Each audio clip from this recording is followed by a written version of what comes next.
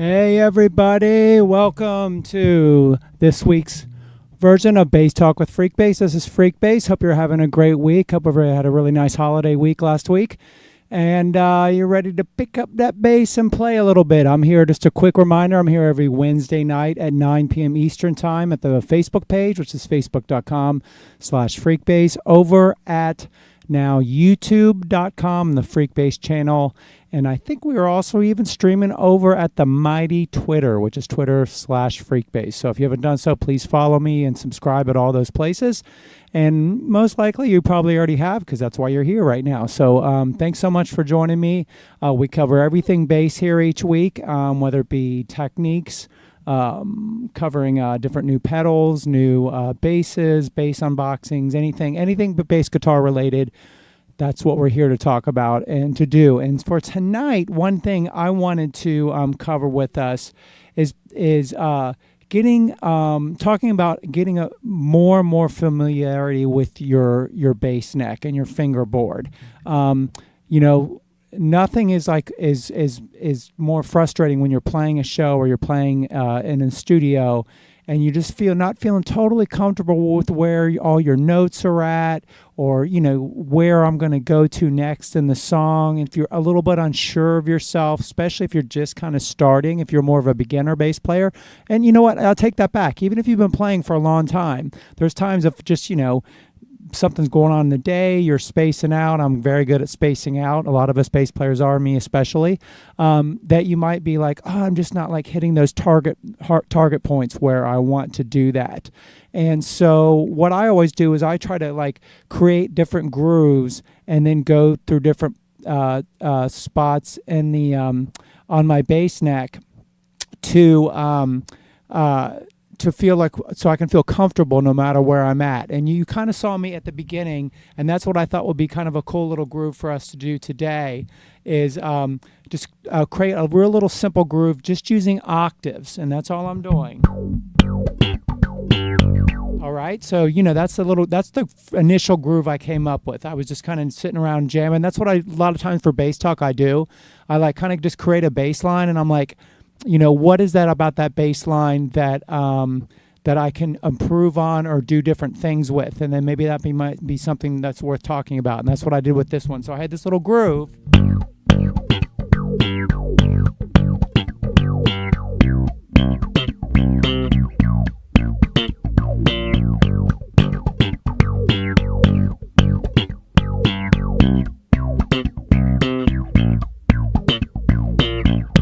And then that was the groove. And then I was like, you know what? I like that groove, but it'd be cool to I wonder how I would feel if I would jump up and do octaves in those little areas. Instead of just staying down here on the G, go way up to this G up here. And I was like, ooh, that sounds kind of cool. Kind of, sliding into that note sounds cool. And then what about in the C? Way up there, or the B flat. Yeah, and then, but to do that consistently within the pocket of the groove, even the first couple times I did it, I was like, ooh, a little bit, I was like pretty sure where I was going, but not 100% sure where I was going. So I just kind of put the beat on, and then we had this.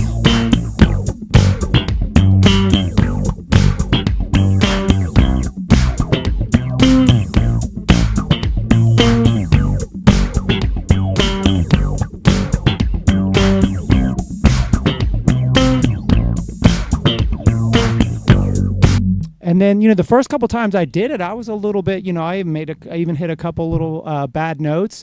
And what I was figuring out, I was like, well, when I started getting it where I could groove it really well and felt really good, I was like, what's going on with my mind to be able to make me do that? Well, one, obviously, is just the repetition of going from this part of your neck to this part of the neck. But the thing about that, when I went from one place to the other, you almost had to be kind of thinking one step ahead. So I'm playing down here, but I'm thinking, okay, my target point next is way up here. With the C, it's even more intense. Way up here. Like that. And if I kind of got off, if I let my mind wander a little bit, then I wasn't hitting those notes right where they needed to be in the pocket.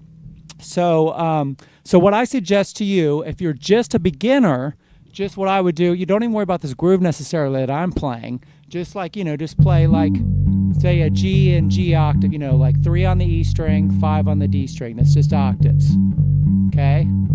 And then just try to bump it up and go up the next octave up here, which will be 10th fret on the A string, 12 on the G string, which is G and G as well. So just kind of go to, you can go, let's even slow it down a little bit.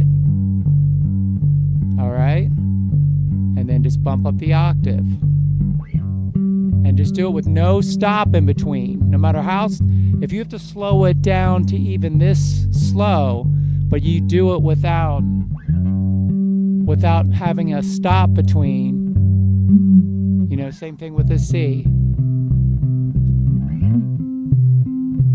Which is way up, what is that, 12, 13, 14, 15 on the A, 17 on the G. Then we go down to the B flat, 1 on A, 3 on G, to 13 and 15 on the A and the G string. But you could even just do it just on the G back and forth, If you've been playing a little bit longer, a little more advanced, getting into some thumping and popping stuff, you can mimic kind of what I was doing, that little groove.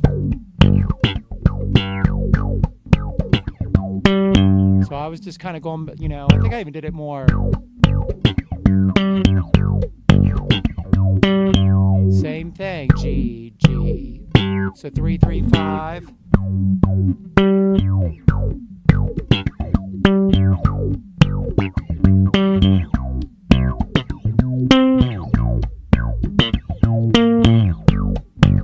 And then you always feel comfortable no matter which part of your bass neck you're going to. You're always never like, oh, that's, should I do that there? Or, that's a big jump. Those jumps are where it's almost kind of like, that when you're on a diving board and you're like, I know I can swim, I know I'm cool, but there's still that little bit of apprehension of actually jumping off the board. Once you jump in, everything's good and everything, life is good, and you're swimming around the pool and everything's great. If you just make sure you have swim lessons. That's all. But for bass, it's the same thing. It's like, oh, am I going to take that big jump, from point A to point B? It's one thing when you work your way up to a note, through scales, but having to jump from there to there, I think that's a real good. And then it's also a matter of just your physical arm, like that time it takes from point A to point B. That's part of the groove too. Just like drum. I always talk about bass players being like drummers. It's the same thing. They got to figure out how they're going to get from this tom to this tom down here within the time that they're allotted for the groove. And you're kind of same thing here. That's why I like doing the big jumps, on this. I think that's a good way because it you're kind of just jumping from one city to the other city without going through the little towns in between. And then that's, you're doing just flying over.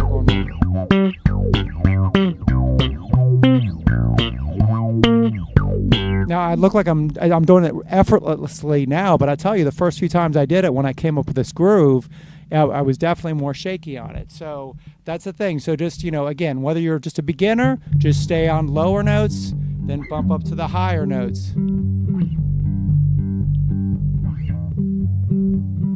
That kind of thing. And if you're a little more advanced, come up with a groove. Maybe you can mimic what the groove I'm doing,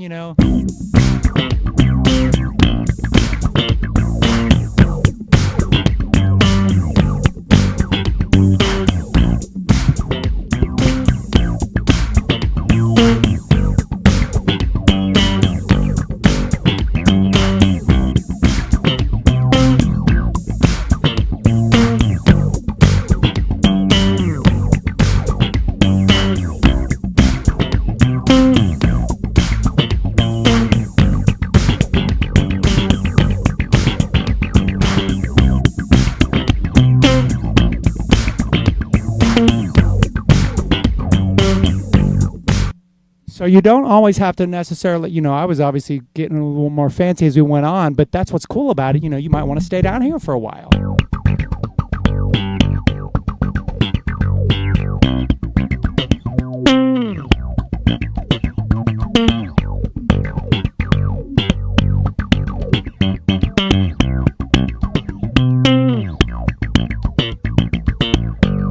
So you always had that little option of places to go. So again, just start off simple, kind of build out. If you feel more like you want to get more crazy, get more crazy. But no matter what, how crazy or how simple you do it, and this applies to everything we talk about here on Bass Talk, but especially tonight, make sure you're doing it within a groove with some kind of timekeeping device. Slow down as slow as you need to.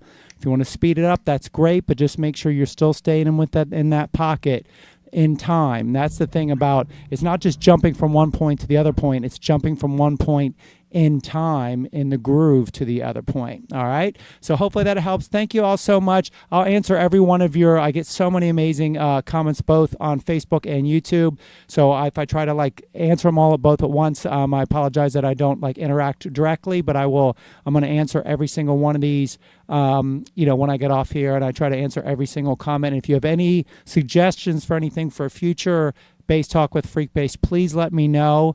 But yeah, just thank you so much. Don't forget to always visit me Thursday nights at 9 p.m. Eastern Time for live grooves with Freekbass over at Twitch. That's twitch.tv/Freekbass. Also Saturday nights at 10 p.m.